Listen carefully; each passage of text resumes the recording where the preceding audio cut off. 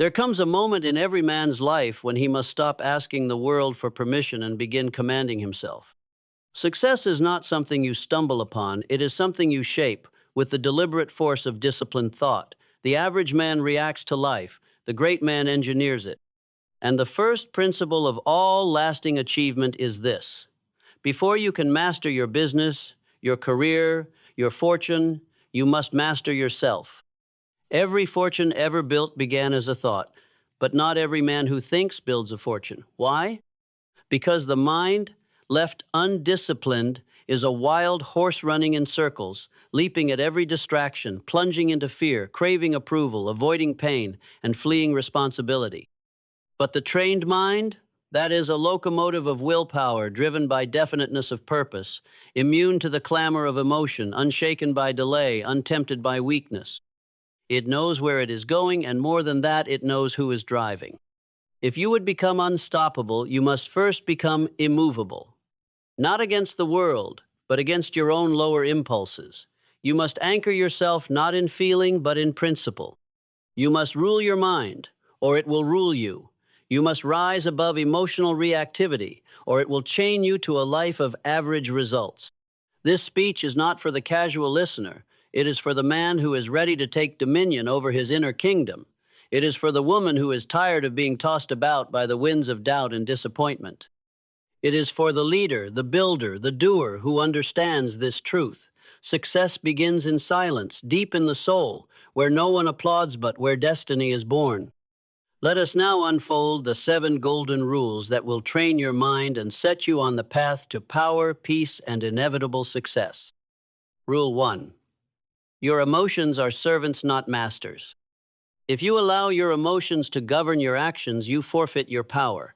But if you govern your emotions, you become the architect of your future. Most men are ruled by sentiment. They chase approval. They recoil from rejection. They lash out in anger. They freeze in fear. Their minds are not engines of reason. They are arenas of internal warfare. And every emotion that rises within them is a general barking commands, and the man obeys blindly. But listen carefully. No man can lead others until he learns to lead himself. And no man can lead himself until he understands this law. Emotion must follow. Thought not, precede it. When you feel frustration, pause. Ask yourself, what belief caused this emotion? When you feel anxiety, pause. Ask yourself, what thought preceded this state? Trace it, examine it, replace it, until your emotions are no longer dictators but signals. Emotions are messengers. They are not to be feared, but neither are they to be obeyed without examination. A wise mind asks, is this feeling based on truth or on habit, on fear, on illusion? The person who masters detachment is not cold. He is clear. He is not indifferent. He is deliberate. Detachment does not mean you feel nothing. It means your feelings do not hijack your mission. Think of the surgeon. When he cuts, he does not tremble. He is calm, he is focused, he is precise, because he serves a purpose greater than the moment's emotion. You too must become surgical with your reactions. Train yourself to act, not react. For in every moment of decision, you either own your future or abandon it. Rule 2. Build a discipline stronger than desire. Discipline is the bridge between what you want and what you get. And that bridge is built not out of hope, but out of habit. Do not wait for motivation. Do not pray for inspiration. Build systems that run when your feelings fail, because they will. Feelings are fickle. Discipline is divine. The man who builds his life on desire is like a sailor navigating by the waves. One moment lifted, next moment lost. But the man who builds on discipline, he charts by stars eternal, unchanging. He moves forward, even in darkness. You must build routines that resist excuse. You must guard your mornings, defend your thoughts, command your evenings. Because success is not a sudden windfall, it is a quiet accumulation of correct acts, done daily, done well, done without complaint. And let me tell you, every disciplined man was once undisciplined. The difference is that he stopped negotiating with weakness. He looked himself in the mirror and said, from now on, I do not move according to moods. I move according to mission. Discipline is not punishment. It is preparation. It is self-respect. It is a declaration that you will not betray your future for the comfort of the present. Burn this into your mind. Every moment you delay your potential, you make a down payment on regret, but every disciplined act is a brick in your empire. Rule 3. Control your environment, or it will control you. You cannot plant roses in poisoned soil and expect a garden. Your environment is either training you or draining you.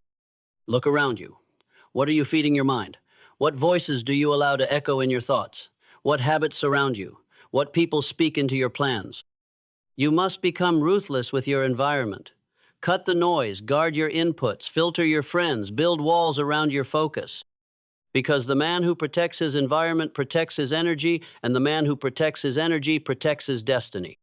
It is not paranoia to be deliberate with your space, it is wisdom. Because everything you allow in becomes part of the battle for your mind, and every distraction you tolerate becomes a thief of your greatness. Change your environment, and you will accelerate your evolution. Build a place where excellence is expected, where clarity is normal, where mediocrity has no seat. You do not rise to your goals, you fall to your standards, and your standards are shaped by your surroundings. Set your life up so that greatness is not an act of heroism, it is the default, because you trained your world to reflect your worth. Rule 4. Speak to yourself more than you listen to yourself.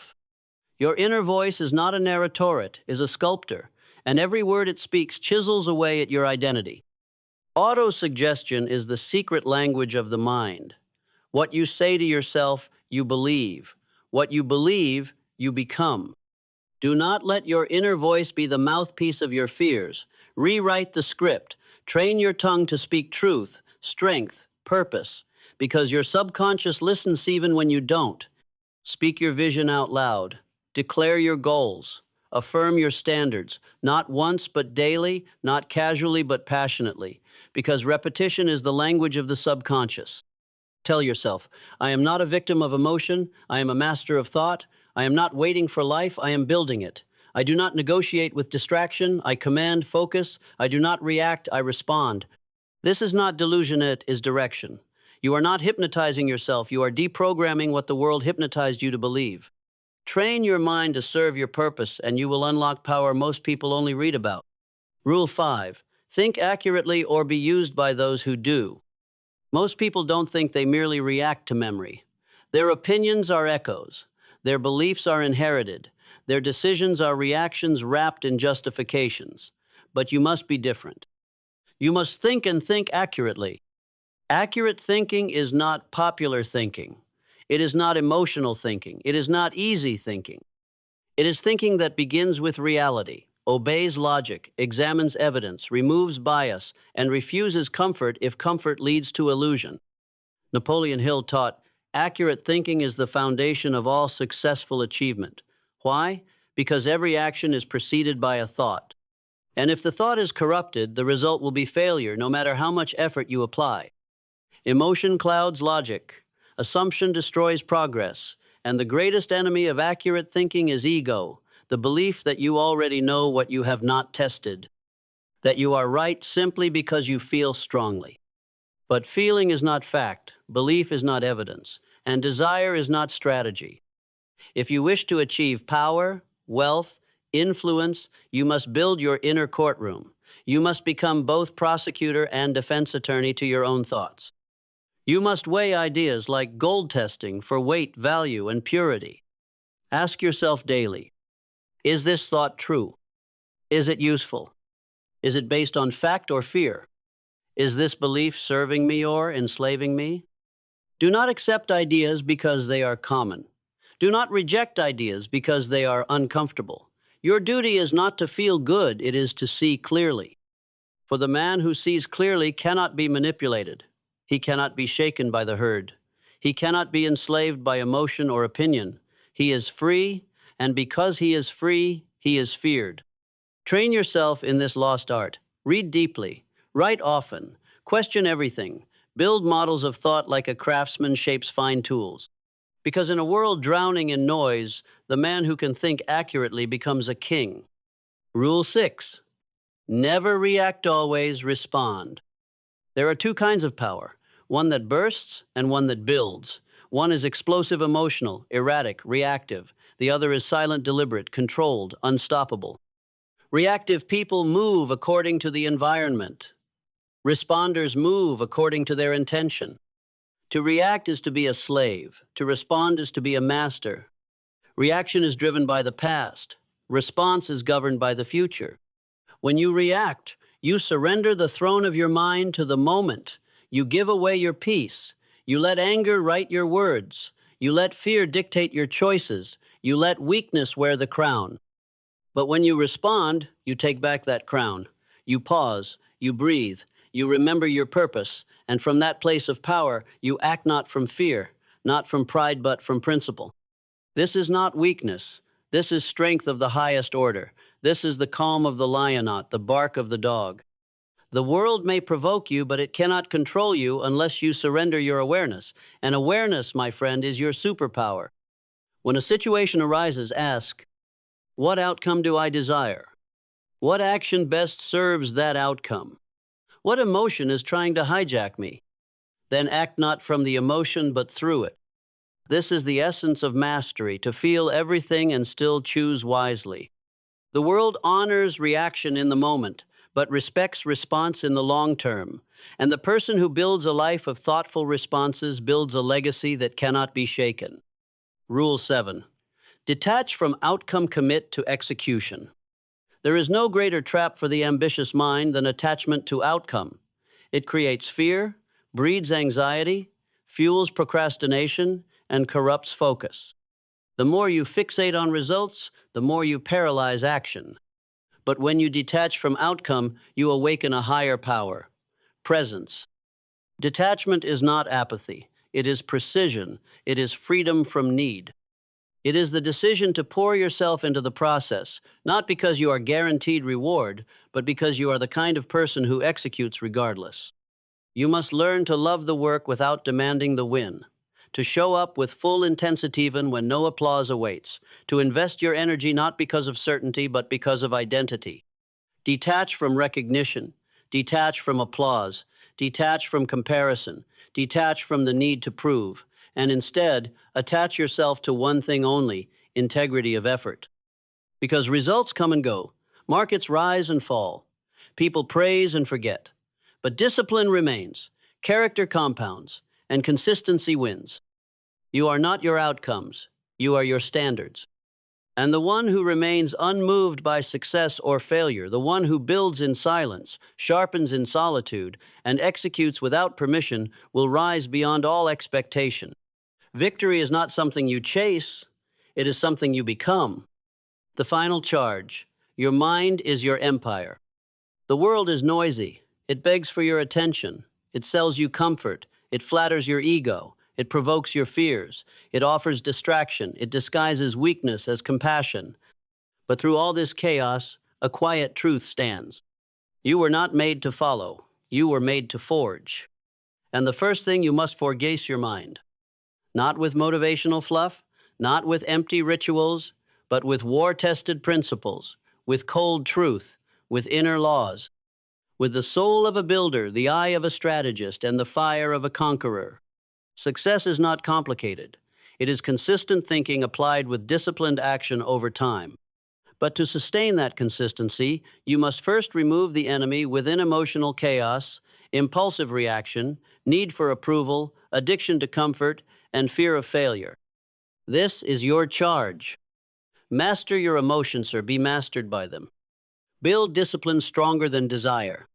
Control your environment like a general. Speak to yourself with commanding purpose. Think accurately and refuse illusion. Never react, respond. Detach from outcome and dominate the process. These are not suggestions. These are laws. Laws that govern the mind of every man who ever rose from obscurity to greatness. And if you align yourself with these laws, your rise will not be stopped. This world does not need more dreamers. It needs more doers. It needs men and women of unshakable principle, of mental strength, of emotional poise, of spiritual power. So I leave you with this. Train your mind like your life depends on it, because it does. Your fortune depends on your focus. Your influence depends on your inner peace. Your destiny depends on your decisions. Success is not waiting for you, it is demanding something from you. And if you rise each day and give it calmly, consistently, courageously, then one day, this world will look back and say of you, there goes one who mastered the invisible and therefore achieved the impossible. Now go. And do not stop until the man you meet in the mirror is worthy of the empire you are building. You who dream of success, do you know what it demands? Not talent, not luck, not the applause of fools or the benediction of your neighbor's envy. No. Success demands the death of your illusions, particularly those you cherish most. It is not the world that conspires against you. It is your own insistence that life owe you something simply because you mean well. I assure you, meaning well has never built an empire, nor has sincerity ever secured a fortune. Men have lived sincere lives in squalor and died in debt with integrity pinned to their chest like a medal of delusion. You want mastery? Begin with the unpleasant task of laughing at your own cowardice. Observe how often you wait for motivation, for consensus, for a signal from heaven that you are allowed to begin. You are not waiting for clarity, you are delaying accountability. You fear the truth not because it wounds you, but because it obliges you to act. There is a peculiar sort of cowardice that wears the costume of virtue. It pretends to be patient, it calls itself thoughtful, it hides behind the respectable word balance. But in reality, it is simply a refusal to commit. It is intellectual flabbiness, emotional indecision, and moral evasion in equal measure. Now, let me tell you something that may offend your modern sensibilities. You do not need more therapy, nor more support groups, nor another 12-part podcast series on the power of positive thinking.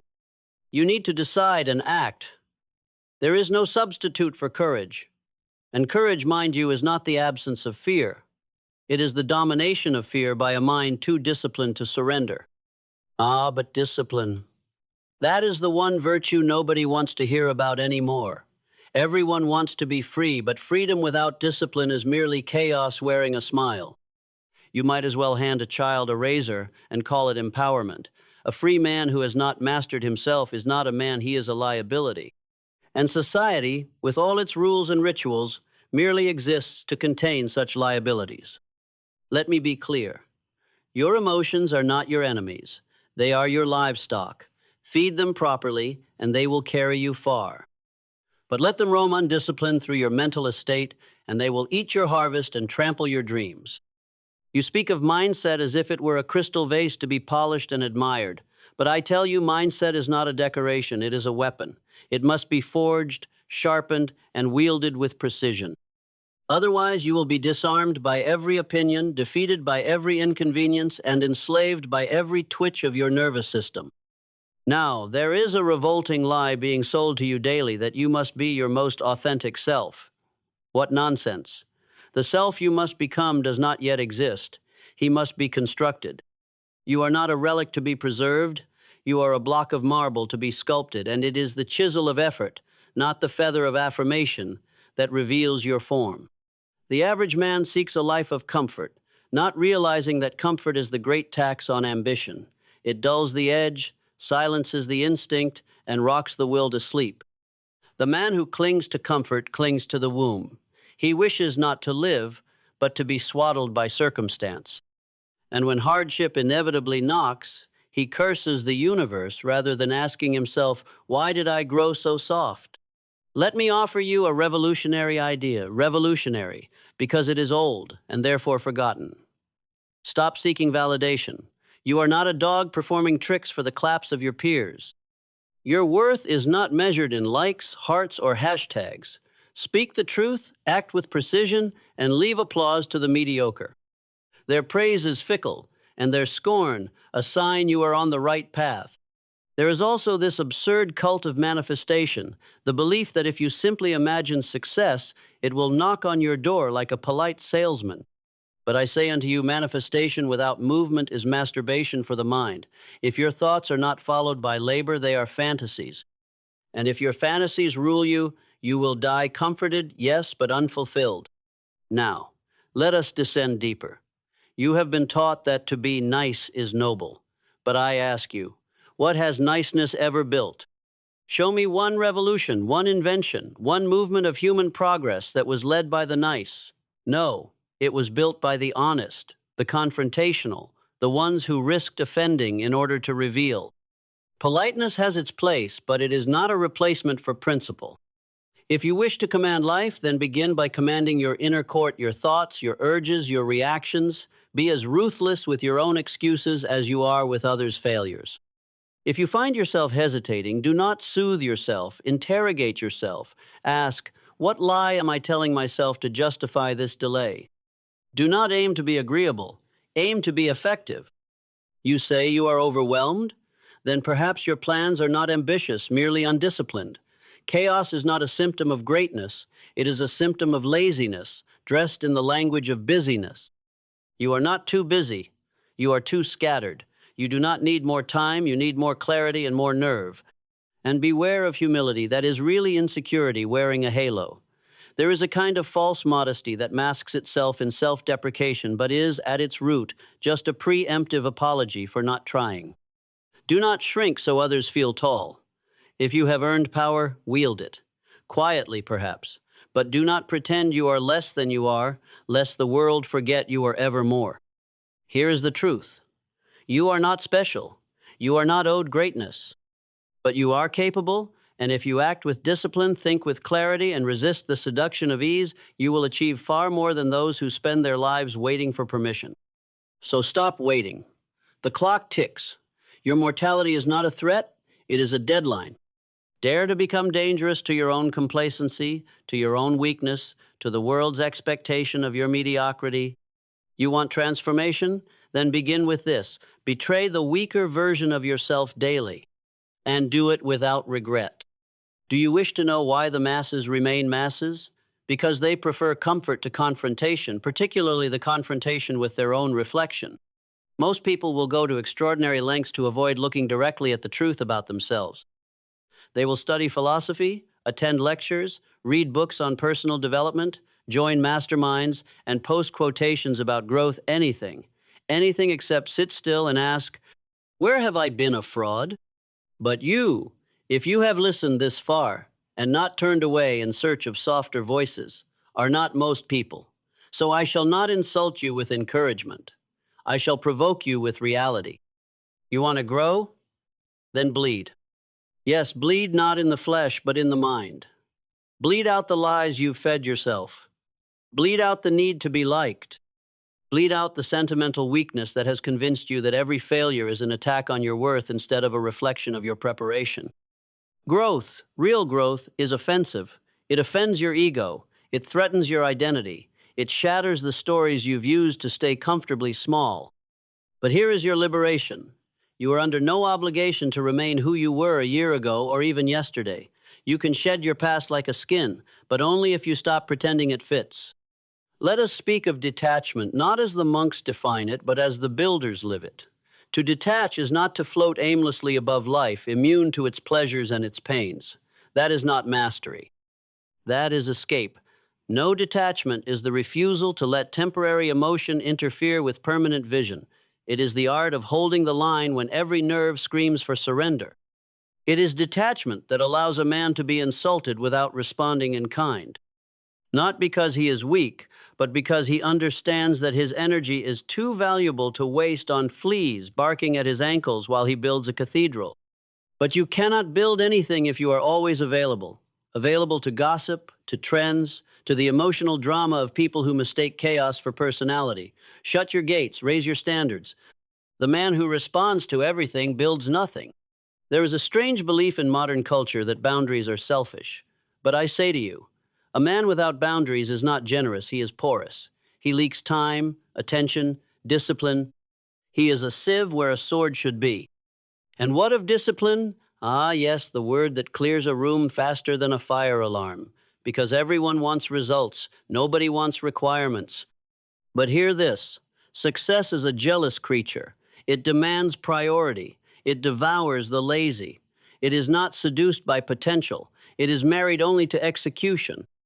And you, for all your talk and all your dreams, are worth nothing more than your habits. You say you want to rise, then wake up early. Go to bed tired. Read deeply. Speak little. And do the thing not once, not when convenient, but daily, especially when it is dull, especially when it is lonely, especially when no one is watching.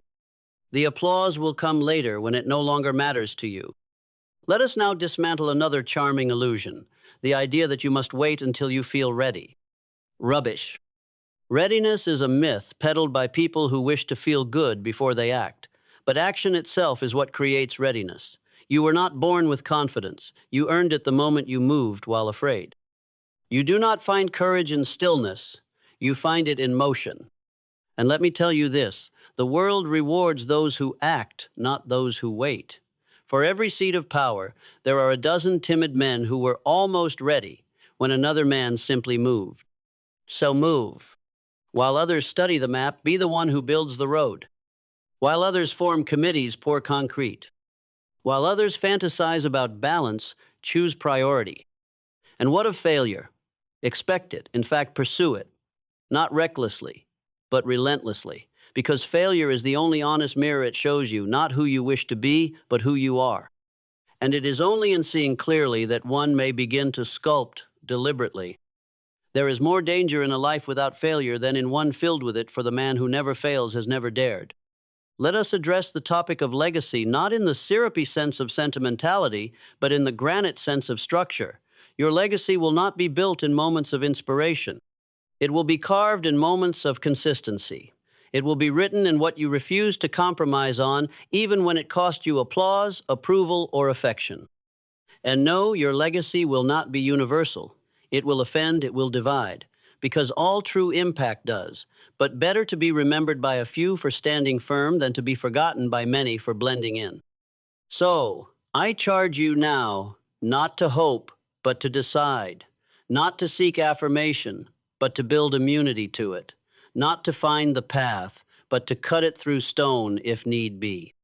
Make your values your fortress. Let clarity be your sword. Let detachment be your shield. And let your discipline be the hammer that shapes the self the world was not ready for but needed. You were not born to be comfortable. You were born to confront. You were not born to be polite. You were born to pierce through illusion. You were not born to be tolerated. You were born to transform. So enough delay, enough negotiation, enough hiding behind the language of preparation. The time for refinement is over. The hour of movement is now. Take your place not among the remembered, but among the remarkable. And let the world adjust to the force of your becoming. You have been told to be humble, and that's fine if humility means clarity. But if it means you should pretend to be less than you are, then burn that virtue on the pyre of obsolete ideas. Because there is nothing noble in diminishing your fire so that the timid do not feel the heat. You must understand this. The world will not reward you for being small. It rewards you for being useful, for being decisive, for being dangerous to mediocrity. And what makes you dangerous is not violence, but precision, not noise, but nerve. The man who knows his mind and obeys his principles is a revolution walking in human form. He is feared not because he is loud, but because he doesn't flinch when truth offends. And you, if you dare, take the reins of your inner world, will become such a man. Let us examine the root of weakness, indulgence. You indulge your emotions, you indulge your distractions, you indulge the petty cycles of resentment, comparison, and laziness, but then you mourn the results. How curious. You plant weeds and weep that no orchard grows. I say this with love so sharp it may feel like insult. Your suffering is not a mystery. It is the arithmetic of your undisciplined choices. You are not the victim of fate. You are the offspring of your own inaction. No, this is not cruel. This is liberation. Because what you create, you can change. What you permit, you can forbid. What you habitually tolerate, you can violently uproot. Do not speak to me of circumstance. Shaw himself would have spat on the notion that man is merely a product of his environment. He said, and I quote, "People are always blaming their circumstances for what they are. I don't believe in circumstances. The people who get on in this world are the people who get up and look for the circumstances they want, and if they can't find them, they make them. So make them. If your environment weakens you, alter it. If your habits betray you, destroy them. If your friends lull you into mediocrity, dismiss them. You do not owe loyalty to what poisons your potential. And for those who say this is harsh, I say this. Softness has its place in art, in poetry, in love, but in the construction of character, only steel will do. You cannot build an unshakable spirit on the foundation of good intentions. You must build it with action, unglamorous, repetitive, solitary action, the kind of action that gets no applause, the kind that no one will ever see, the kind that shapes the very bones of who you are. You are waiting for the world to notice you. But the world does not notice, echoes it, notices original frequencies. It notices the man who moves with purpose and does not pause for permission.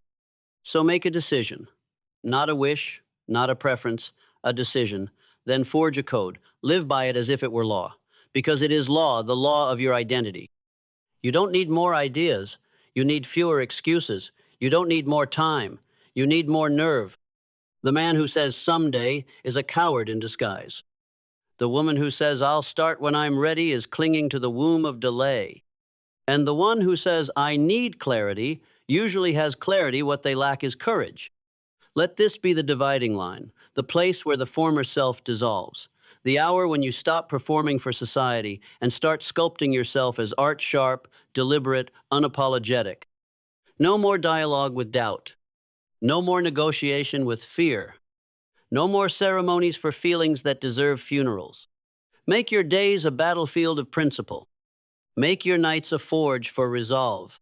Make your life a weapon of purpose. And when they ask how you did it, how you rose, how you endured, how you built, tell them this. I became intolerant of my own weakness. I stopped waiting to feel ready. I broke the spine of every excuse, and I trained my mind until it obeyed. They won't understand, that's fine. Greatness is always a private language. Here we are, the end of the lecture and the beginning of the war. Because if this speech has done its work, then something inside you is no longer at ease. Good, that unrest is the birthplace of power. And let me be absolutely clear. You need not agree with every word spoken here. Agreement is cheap. Action is divine. You were not born to be liked. You were born to be great. And the price of greatness is not paid in gold. It is paid in solitude, sacrifice, and supreme self-honesty. The world will tempt you to trade your edge for acceptance. Refuse. The world will seduce you with distractions disguised as duties. Decline. The world will tell you that to be disciplined is to be rigid, that to be emotionally detached is to be cold, that to think independently is to be arrogant. Ignore them, because the world has never known what to do with those who refuse to kneel. You must become unreasonable. Yes, unreasonable in the way a sculptor is unreasonable with the stone, in the way a lion is unreasonable with the cage, in the way a flame is unreasonable with the dark. Let the masses negotiate with their mediocrity. You make war with yours. You must train your mind like a soldier trains his rifle, not for decoration, not for theory, but for use. Because life does not bow to good intentions, it bows to precision and pain tolerance and the refusal to be average even for a second. From this moment on, let every habit you keep be worthy of the future you claim. Let every thought you entertain be interrogated for truth and purpose. Let every emotion be tested before being trusted. And let your standard, not your situation, be your script. People will ask what changed. They'll wonder how you became so calm, so focused, so immovable. They'll say you're colder. Let them. They don't know what it takes to stay warm in a world that burns the disciplined at the stake. You do not owe anyone your softness. You owe your future your fire.